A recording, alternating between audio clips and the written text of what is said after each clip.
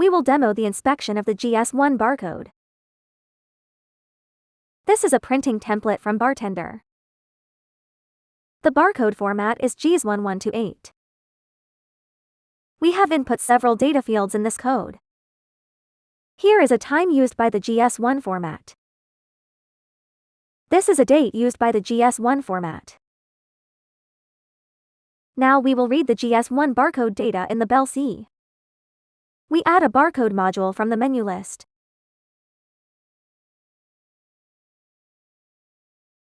On the right side, we choose the corresponding format. This is GS128.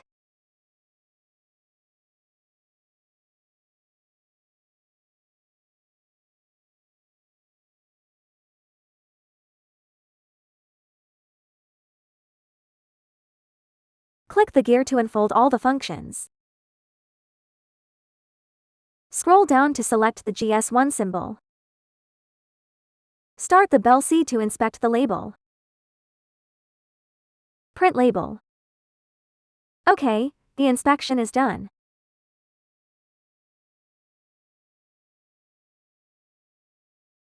Click here, we can see the reading of the GS1 barcode data.